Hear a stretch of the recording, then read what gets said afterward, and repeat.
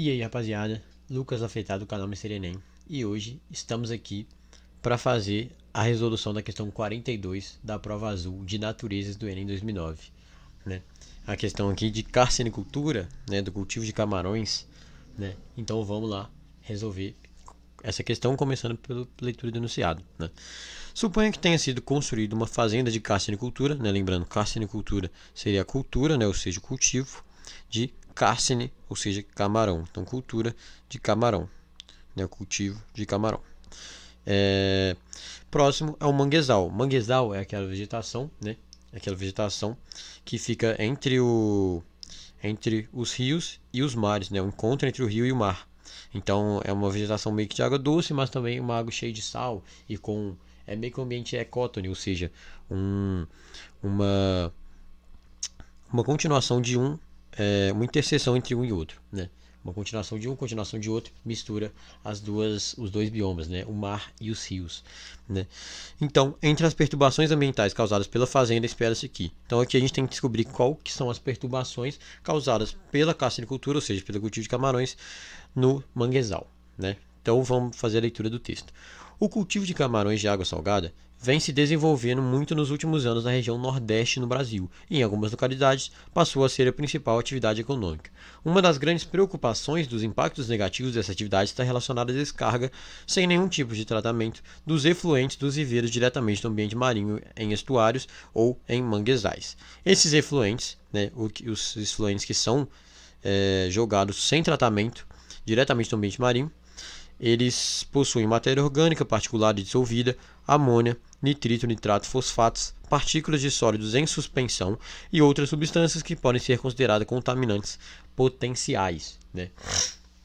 Então, daqui do texto, quais que podem ser as perturbações, né, que a gente pode ver nesse ambiente. Aqui a gente tem duas principais opções, né, de perturbações que acontecem aqui nesse ambiente. O primeiro seria a famosa eutrofização, né? Eutrofização. Por que eutrofização, né? Por que eu pensei na eutrofização? Aqui está falando que a gente joga nitrito, nitrato, fosfatos. E quando a gente joga compostos de nitrogênio e de fosfato, né, de fósforo, ó, o fósforo é representado pela letra P, né? O F é o flúor, né? O F é o flúor, beleza. E o P é o de fosfato, então compostos que tem nitrogênio e fosfato, quando são jogados do rio, né, são nutrientes para as algas. E as algas, elas normalmente se espalham, se multiplicam por conta desses nutrientes, né? Mas quando acontece um excesso, né, uma descarga excessiva de nitrogênio e fósforo nas águas, acontece um excesso, né, dessas algas. Então o que vai acontecer? A gente vai ter aqui um lago, né? No caso, vai ser um ambiente marinho, né? Esse ambiente de ecótone, esse ambiente de transição entre o mar e o rio, né? A gente vai ter aqui, a gente vai ter algas normais, aqui vai ter algas no chão, né? Que são essas algas pluricelulares, e a gente vai ter algas, né? Algas boiano, né? Chamadas também de fitoplâncton, né? Que seria o fitoplâncton. Por que fitoplâncton? Por que fitoplâncton? A gente tem três tipos principais de corpos, né? A gente tem os corpos planctônicos, deixa eu escrever aqui. A gente tem os corpos planctônicos, ou seja, os plânctons, ou seja, os plânctons, né? A gente tem os plânctons, os néctons e os bentons. Os plânctons são os corpos que são levados pela maré, não, né? Então são guiados pela maré, ou seja, esses fitoplânctons, né, que estão boiando, né, estão na superfície, estão boiando, estão sendo levados pelas marés, são os plânctons que eles são levados pela maré, né? Eles não andam, né? Eles só boiam, né, e são levados pela onda da maré. Então levados pela maré. A gente tem os néctons, que aí sim seria como os peixes, né, que nadam ativamente. Nadam ativamente. E a gente tem os bentons, que são corpos fixos, né? Corpos fixos no solo.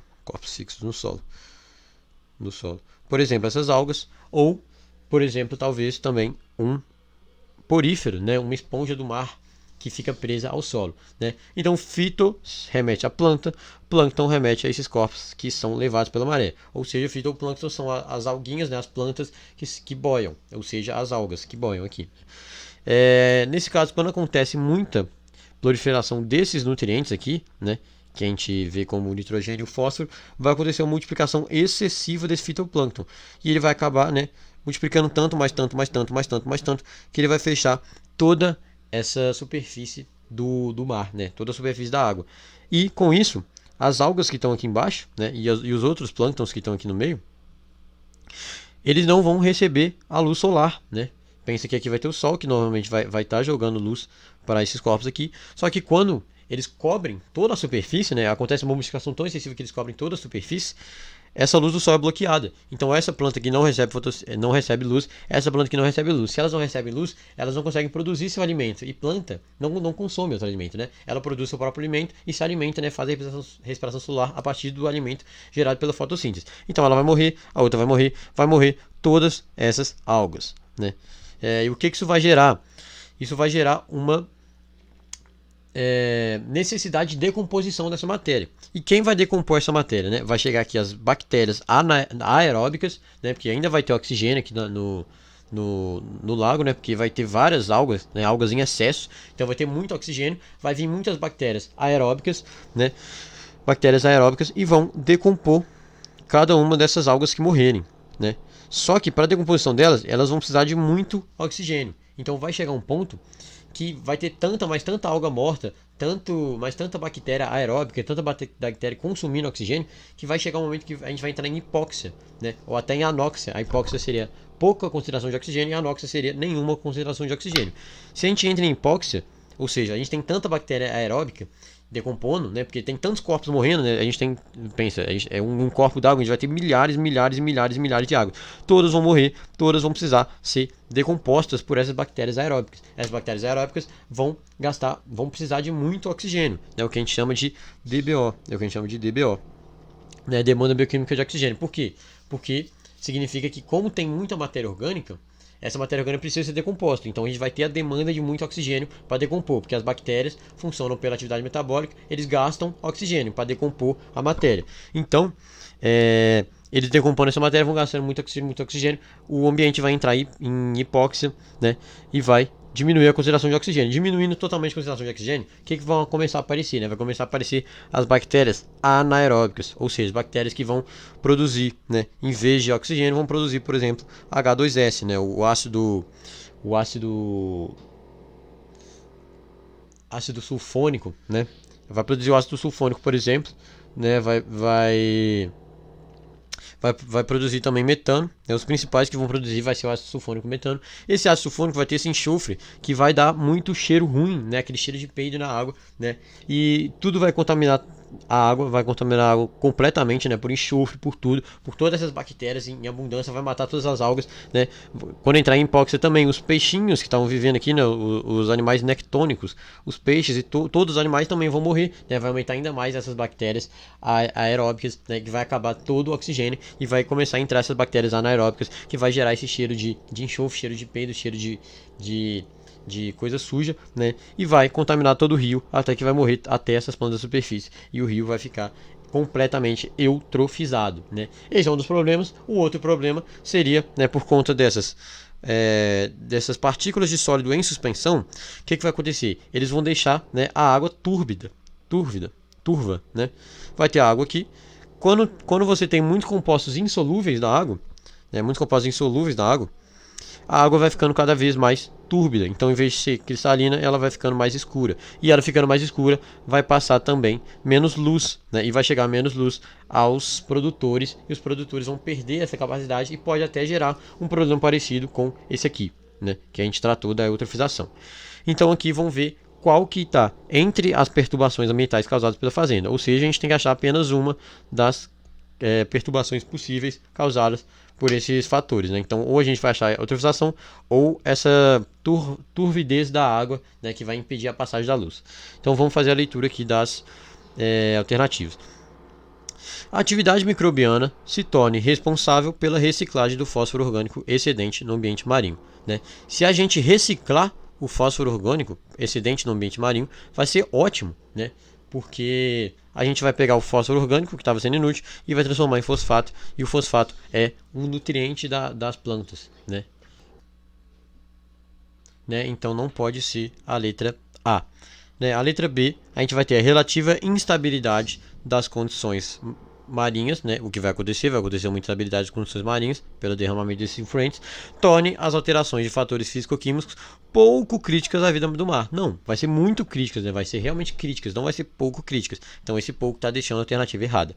C. A amônia excedente seja convertida em nitrito por meio do processo de nitrificação e em nitrato formado como produto intermediário desse processo. Aqui a gente tem duas coisas erradas. Primeiro, que o nitrato seria o composto final, não o produto intermediário, seria o produto final. E outra, que o nitrato é a principal fonte de nutriente, assim como o fosfato, que a gente tinha visto antes, o fósforo orgânico que vai produzir o fosfato pela reciclagem.